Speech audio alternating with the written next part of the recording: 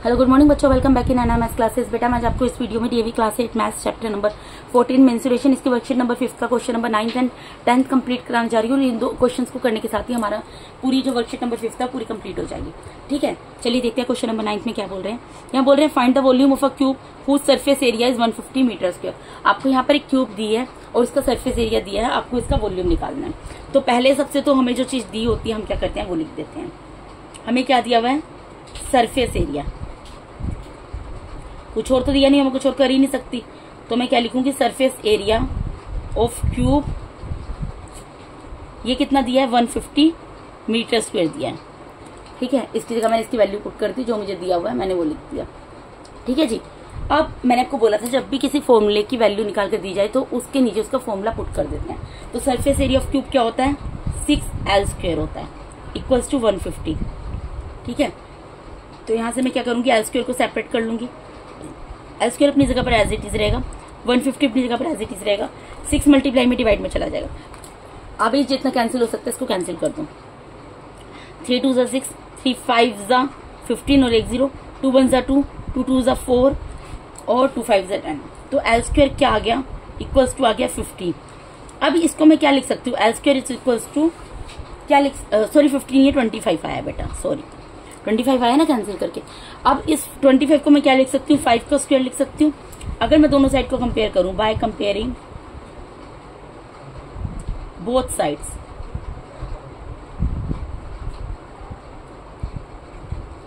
उससे क्या होगा? मुझे क्या मिलेगा बेटा?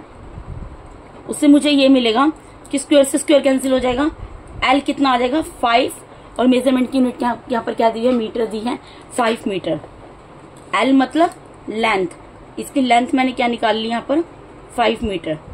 ठीक है बेटा, क्योंकि ये क्यूब है तो जितनी इसकी लेंथ होगी उतनी ही इसकी ब्रेड्थ होगी और उतनी ही इसकी हाइट होगी।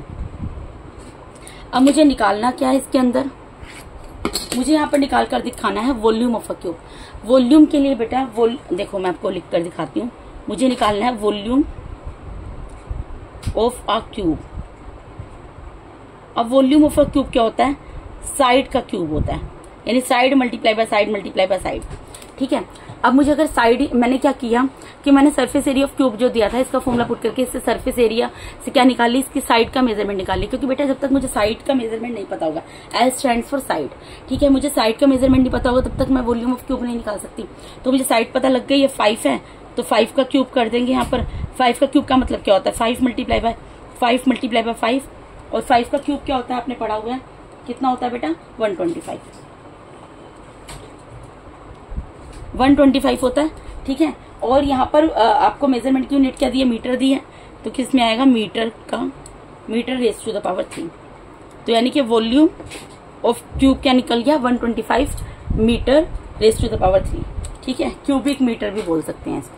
क्वेश्चन नंबर 10 में मूव करते हैं।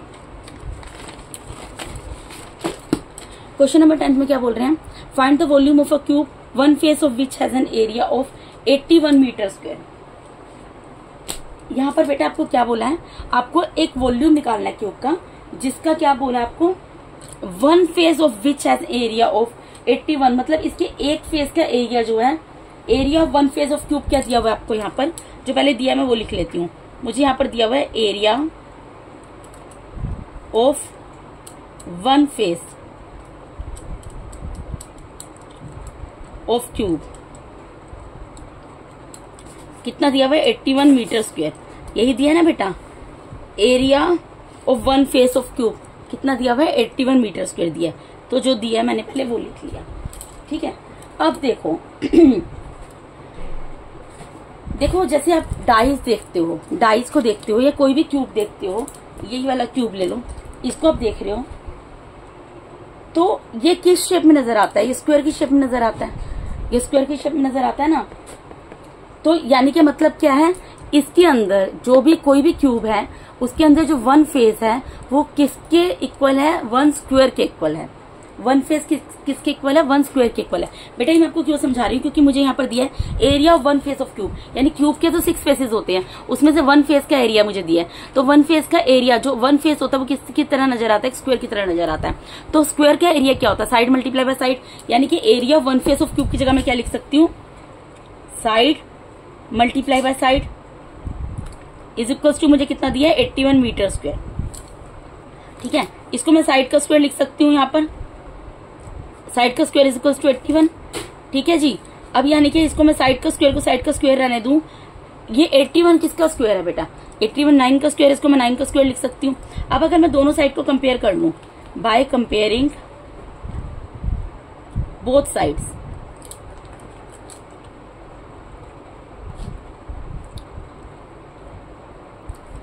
तो मुझे क्या मिलेगा, मुझे ही मिलेगा कि स्क्वायर से स्क्वायर कैंसिल हो जाएगा। देयरफॉर साइड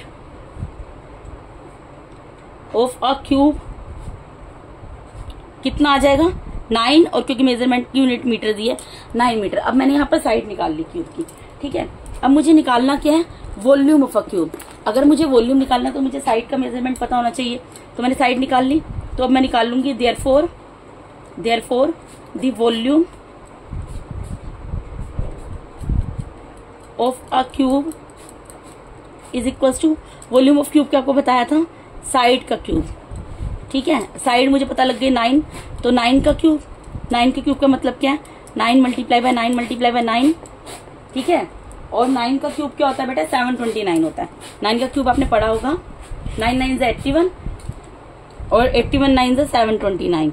ठीक है, और यहाँ पे मेजरमेंट की यूनिट क्या दिया मीटर, तो मीटर क्यूब, क्योंकि वॉल्यूम निकाला, वॉल्यूम हमेशा क्यूबिक यूनिट में निकलता है।